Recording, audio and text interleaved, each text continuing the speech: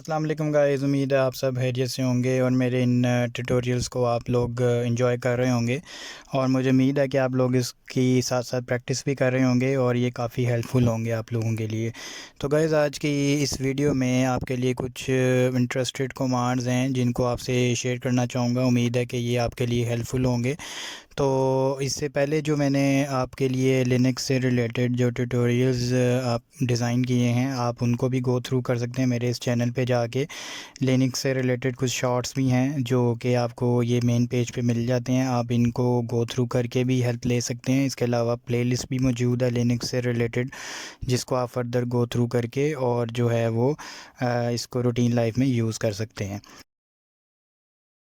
तो आज की इस वीडियो में आपसे जो सबसे पहली मैं कमांड शेयर करना चाहूँगा वो है जी df कमांड।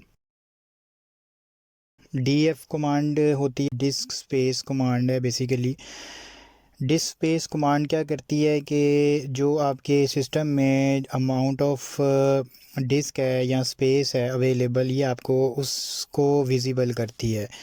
तो यहाँ पे अगर मैं टाइप करूँ df, तो आप ये देखें कि यहाँ पे आपको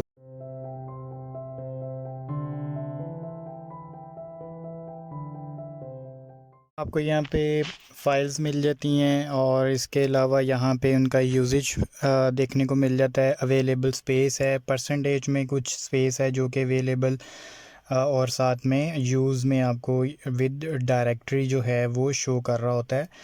तो इसमें आप देख सकते हैं कि यहाँ पे ये हमारी डायरेक्टरीज़ हैं जहाँ पे फ़ाइल्स हमारी ये प्लेस हैं, और ये कितनी यूजेज है इनकी या कितनी अवेलेबल है या कितने परसेंट में देखना चाह रहे हैं यूजेज है। तो ये सारी इन्फॉर्मेशन आपको यहाँ पे अगेंस्ट df कमांड जो है वो मिल जाती है।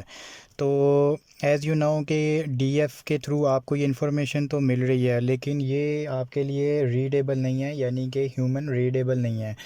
तो अगर आप इसको ह्यूमन रीडेबल की फॉर्म में देखना चाह रहे हैं तो आप सिंपली इसके साथ एक फ़्लैग होता है h का, तो आप -h या -h भी कह सकते हैं। आप इसको अगर यूज़ करें तो आपको ह्यूमन रीडेबल फॉर्म में यही इन्फॉर्मेशन मिल जाती है। लाइक आप ये देखें कि ये हमारी फ़ाइल्स आ गई और ये हमारी डायरेक्टरीज़ आ गई, इनका ये परसेंटेज में यूजेज आ गया। और यूजेज के बाद आप देखें जो इनकी साइज़ हैं ये हमें दिखा रहा है MBs में, M यानी कि ये जो दिखा रहा है हमें ये MBs में ये सारी इन्फॉर्मेशन मिल रही है। इसी तरह आपको यहाँ पे GBs में भी इन्फॉर्मेशन मिल जाती है। सो यहाँ पे आपको ये टोटल साइज़ यूजेज में जो आपकी स्पेस है कंजप्शन, और इसके अलावा अवेलेबल MBs में या GBs में परसेंटेज में डायरेक्टरी के अगेंस्ट ये आपको ह्यूमन रीडेबल फॉर्म में इंफॉर्मेशन मिल जाती है। तो आप इस तरीके से जो है वो डिस्क स्पेस को यूज़ करके तो आप चेक कर सकते हैं कि किस फ़ाइल की कितनी कंजप्शन है, कितने परसेंट है और किस डायरेक्टरी में है।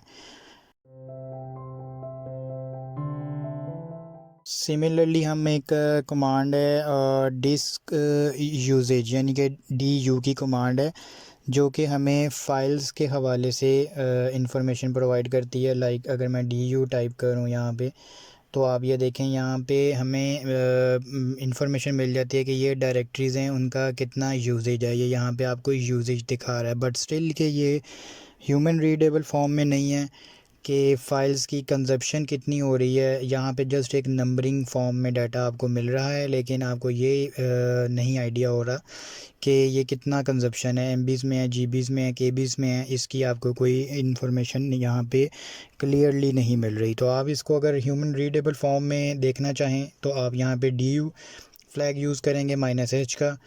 तो आप ये देखें यहाँ पे आपको डायरेक्टरी के अगेंस्ट आपको इन्फॉर्मेशन मिल जाती है कि कितने KBs में या कितने MBs में डाटा जो है वो आपका कंज्यूम हो रहा है।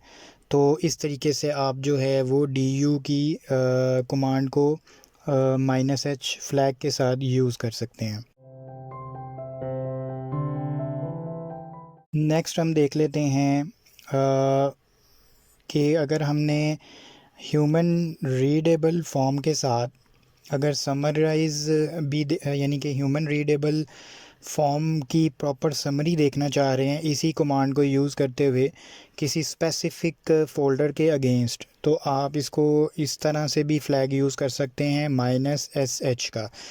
यानी कि आप ये टाइप करें यहाँ पे du -sh और साथ में जिस डायरेक्टरी के अगेंस्ट आप देखना चाह रहे हैं आप उसको टाइप करके भी देख सकते हैं।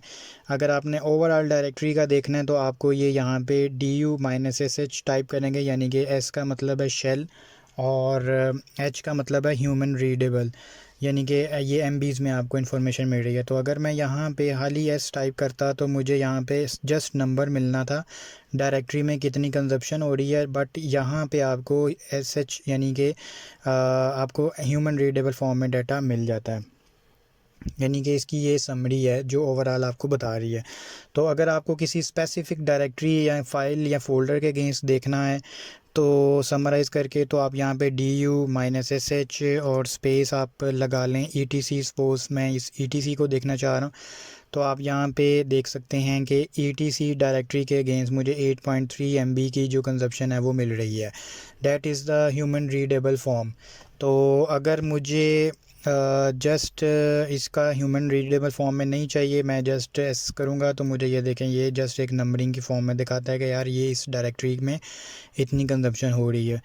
तो इस तरीके से जो है मैं अपनी यहाँ पे कोई भी डायरेक्टरी सेलेक्ट कर सकता हूँ, लाइक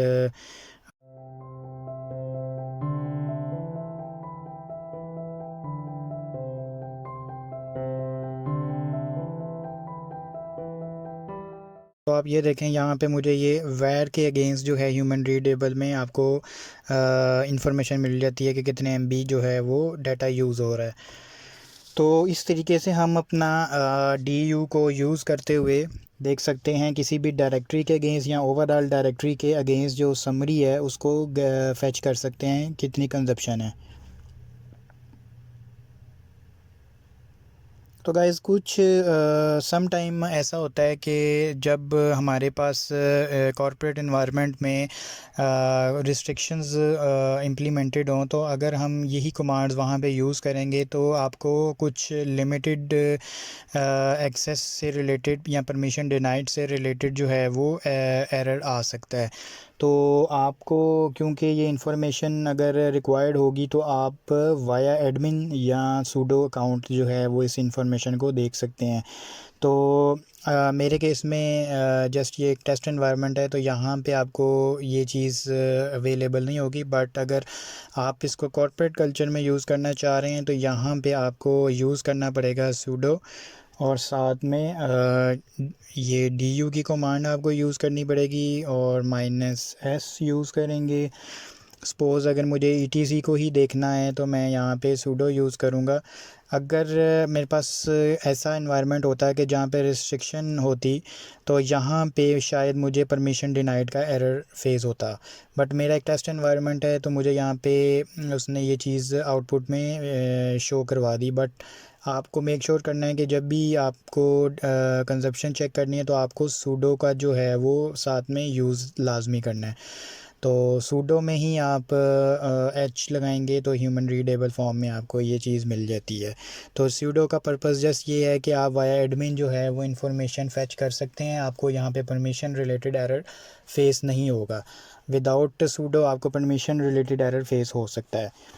तो ये था हमारा du का फंक्शन। इसके बाद हम देख लेते हैं हमारे पास एक कमांड है फ्री की। अगर हम यहाँ पे फ्री टाइप करते हैं तो आपको यहाँ पे अवेलेबल जो रिसोर्सेज हैं उनकी आपको कंजप्शन यहाँ पे शो हो जाती है। सपोज़ बफ़र कैशी की जो स्पेस है आपके पास अवेलेबल और फ्री और यूजेज में ये आपको यहाँ पे दिखा रहा है। तो it's again के this is not a human readable data, so if you want to view this information in human readable form तो आप यूज़ करेंगे -h का फ्लैग। सो -h मतलब ह्यूमन रीडेबल। सो आप ये देख सकते हैं कि आपको यही इन्फॉर्मेशन जो बफ़र और कैशी की है वो आपको GBs में या MBs में मिल जाती है यहाँ पे सारी। तो इस तरीके से आप यहाँ पे इंफॉर्मेशन व्यू कर सकते हैं। सो अगर आपको MBs या फिर GBs या स्पेसिफिक KBs में डाटा या टेराबाइट में देखना है तो आप इस तरीके से भी व्यू कर सकते हैं कि आप टाइप करें फ्री, यहाँ पे टाइप करें M, तो आपको यहाँ पे MBs की फॉर्म में डाटा ये सारा शो होगा। अगर आपको टेरा में देखना है तो आप यहाँ पे T टाइप करेंगे तो टेराबाइट में आपको ये सारा डाटा शो हो जाता है। अगर आपको GBs में चेक करना है तो आप यहाँ पे G टाइप करेंगे तो आपको GBs में ये डाटा फॉर्म शो कर देता है। तो बेसिकली अगर आप फ्री की डेफिनेशन एग्जैक्ट देखना चाह रहे हैं तो इसका जो फंक्शन है वो होता है कि it will show buffer and cache used by kernel of total memory. So इस तरीके से आप जो है वो कर्नल की जो कैशीज़ यूज़ हो रही हैं आपके सिस्टम में, टोटल मेमोरी, ये आपको वो शो करता है।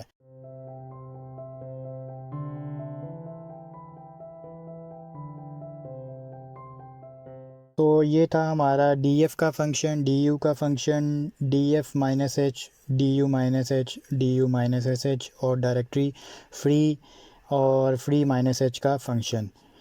इसके बाद हम देख लेते हैं कि हमारे पास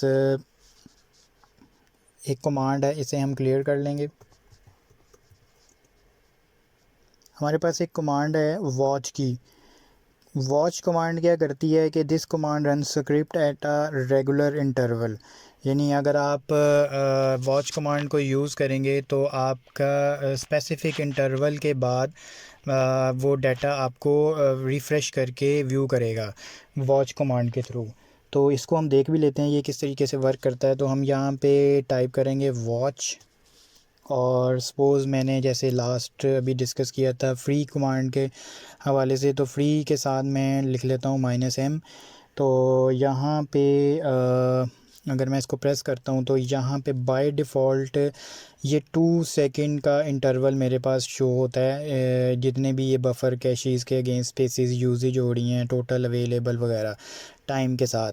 तो ये आप देख सकते हैं कि हर 2 सेकंड के इंटरवल के बाद मुझे ये चीज़ रिफ़्रेश होके दोबारा से सामने आएगी कि कितना जो है हमारा कंजप्शन है। ये स्टैट्स मेरे चेंज होंगे एवरी 2 सेकंड, बट मेरे केस में यहाँ पे एसएच कोई इतना चेंज नहीं आएगा क्योंकि ये एक टेस्ट एनवायरनमेंट है और मेरे इस एनवायरनमेंट में एसएच कोई चीज़ या कोई रिसोर्सेज या प्रोसीजर रन नहीं हो रहा, तो इस वजह से ये चीज़ सिंपल रहेगी। तो आप Ctrl+C दबा के जंप आउट कर सकते हैं और आप इस इंटरवल को अपने अकॉर्डिंगली भी सेट कर सकते हैं, जितना भी आप टाइम इंटरवल रिक्वायर्ड है। सपोज़ अगर मैं यहाँ पे 2 सेकंड की जगह मैं कहता हूँ मुझे अगर रिक्वायर्ड है 1 सेकंड या 5 सेकंड, तो मैं यहाँ पे 5 टाइप करूँगा, तो यहाँ पे फ्री लिखूँगा एज़ इट इज़ और -m करूँगा, तो आप ये देखें यहाँ पे ये 5 सेकंड का शो हो गया। तो अब ये मुझे ईच 5 सेकंड के बाद इंटरवल रीन्यू करके दिखाएगा कि ये कितना यूजेज है और कितना फ्री स्पेस है इसका कर्नल मेमोरी का। तो आप फ्री के अलावा आप DF का भी यूज़ कर सकते हैं, DU का भी यूज़ कर सकते हैं। मैं एक एग्जांपल के साथ आपको यहाँ पे दिखाना चाहूँगा। अगर मैंने वॉच लास्ट किया था फ्री के साथ, तो मैं यहाँ पे DU करता हूँ अगर, और -m किया था मैंने MBs में, ये मुझे दिखाएगा MBs की फॉर्म में डाटा, क्योंकि मेरे पास अभी रिसोर्सेज बहुत लिमिटेड हैं, जिस वजह से मेरे GBs में डाटा नहीं बन रहा, ना ही TBs में बन रहा है। सो इसलिए MBs में उसने मुझे ये आउटपुट शो की है डिस्क स्पेस की, कि ये डायरेक्टरी के अगेंस्ट मेरी इतनी कंजप्शन हो रही है, और ईच 2 सेकंड के इंटरवल के बाद ये रिफ़्रेश करेगा डाटा को, और Ctrl+C दबा के मैं जंप आउट कर सकता हूँ। तो इस तरीके से जो है मैं डिफरेंट DF DU को वॉच कमांड के थ्रू भी जो है वो देख सकता हूँ। बाय डिफ़ॉल्ट इसका इंटरवल 2 सेकंड होता है, आप इसको चेंज भी कर सकते हैं अपने अकॉर्डिंगली। तो गाइज़ अब देख लेते हैं हम हेड एंड टेल कमांड्स के बारे में कि ये इनका क्या फ़ंक्शन होता है। बेसिकली जो हेड एंड टेल कमांड है, मैंने अपने लास्ट ट्यूटोरियल्स में भी इसके ऊपर एक वीडियो बनाई थी जिसमें मैंने आपको बताया था कि असेंडिंग एंड डिसेंडिंग फॉर्म में जो है ये आपको डाटा आउटपुट में ही व्यू करता है। तो अगर आपने मेरा वो लेक्चर नहीं देखा तो आप मेरी प्लेलिस्ट से जाके उसको एक्सेस कर सकते हैं। मैं यहाँ पे आपको कुछ एक स्टेप आगे बताऊँगा हेड एंड टेल के बारे में कि डायरेक्टरी एंड पे अगर आप इसको यूज़ करना चाह रहे हैं तो आप किस तरीके से इसको यूज़ करेंगे। तो यहाँ पे हम देख लेते हैं।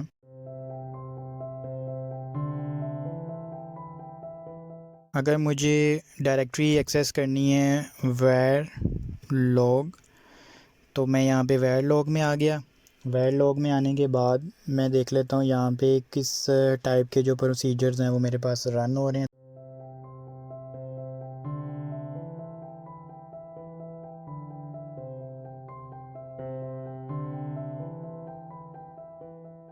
तो मैं एलएस करूँगा तो यहाँ पे मेरे पास ये सारे जो फाइल्स हैं, जो लॉग्स फाइल्स हैं, यहाँ पे आपको मिल जाती हैं। तो अगर आपको किसी भी लॉग फाइल के against head and tail command को आप देखना चाह रहे हैं तो आप क्या करेंगे कि मैं यहाँ पे सपोज़ टाइप करता हूँ वेर लॉग, हेड को यूज़ करेंगे सबसे पहले, और मैं यहाँ पे किसी भी फ़ाइल को यहाँ पे सिलेक्ट करता हूँ, सपोज़ NGINX इस फ़ाइल को। तो मैं यहाँ पे लिखता हूँ NGINX।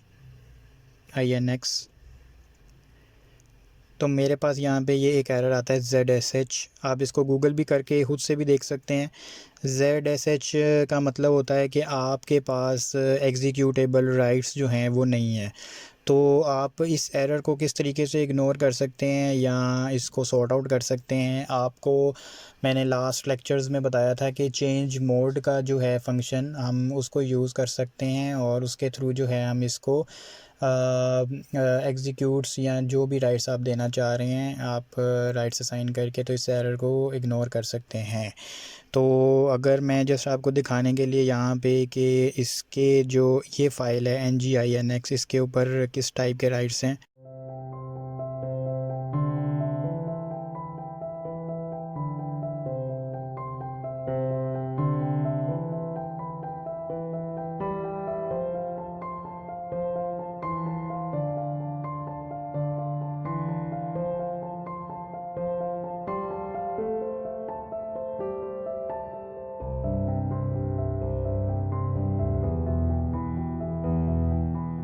सो गाइज़, ये मेरे पास एक फ़ाइल है जिसमें आप देख सकते हैं कि इसका जो राइट्स है उसका इशू है।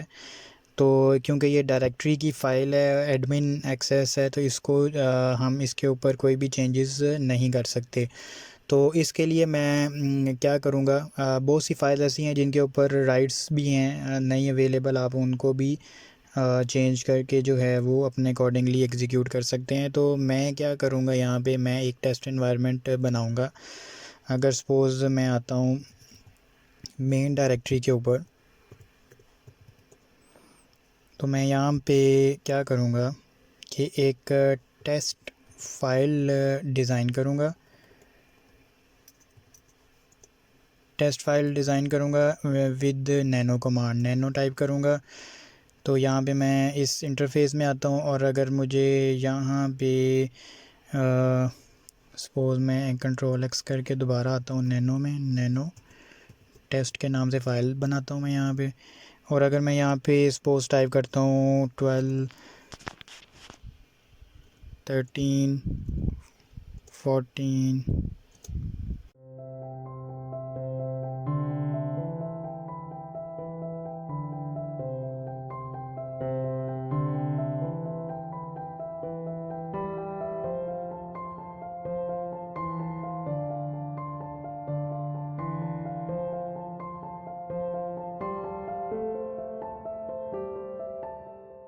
तो यहाँ पे मैं इसको चेक कर लेता हूँ कि मैंने अभी तक इस फ़ाइल टेस्ट में क्या डाटा टाइप किया। तो मैं क्या टेस्ट करूँगा तो मेरे पास ये चीज़ टाइप मिल जाती है और ये डेस्कटॉप पे भी इसका एक आइकन बन चुका है। तो अब मैंने इसके ऊपर हेड की कमांड लगानी है, तो मैं कैसे यूज़ करूँगा। मैं यहाँ पे सबसे पहले मेन डायरेक्टरी में अवेलेबल हूँ, मैं यहाँ पे टाइप करूँगा हेड, और यहाँ पे फ़ाइल नेम मेरा टेस्ट था, टेस्ट टाइप करूँगा तो ये मेरे पास सारी इन्फॉर्मेशन यहाँ पे मिल जाती है, यानी कि असेंडिंग फॉर्म में मुझे यहाँ पे इन्फॉर्मेशन मिल जाती है। तो अगर मैं चाहता हूँ कि मुझे जस्ट फर्स्ट 3 कैरेक्टर्स जो हैं वो अवेलेबल हो, यानी 12, 13, 14, तो यहाँ पे मैं हेड के साथ फ्लैग यूज़ करूँगा -n का, और साथ में अगर मुझे 3 चाहिए या 4 चाहिए तो मैं टाइप करूँगा। तो ये देखें 12, 13, 14, 15, 1, 2, 3, 4, ये 4 कैरेक्टर्स उसने मुझे उसके साथ सेंडिंग फॉर्म में आउटपुट में दे दिए हैं। तो सिमिलरली अगर मुझे यहाँ पे टेल की फॉर्म में डाटा चाहिए तो मैं टेल आगे अपना टेस्ट फाइल का नेम टाइप करूँगा, तो मुझे ये इसने लास्ट के जो 10 कैरेक्टर्स हैं वो उसने आउटपुट में व्यू कर दिए हैं। तो टेल में भी मैं अगर इसी तरह से -n और उसका फ्लैग यूज़ करूँगा 3 का, यानी 3 का मतलब है कि 3 मुझे कैरेक्टर्स चाहिए, तो मुझे यहाँ पे 3 कैरेक्टर्स मिल जाते हैं डिसेंडिंग फॉर्म में। सो यहाँ पे उसने मुझे 2 कैरेक्टर्स शो कर दिए हैं। यहाँ पे इस फ़ाइल के ऊपर बेसिकली जो मुझे पहले एक एरर आ रहा था जो कि मैंने आपको दिखाया था ZSH का, इसको इसने ये एरर इसीलिए नहीं आया इस फ़ाइल के ऊपर बेसिकली क्योंकि इसके ऊपर मेरे जो फुल फ्लेज राइट्स जो थे वो अवेलेबल थे।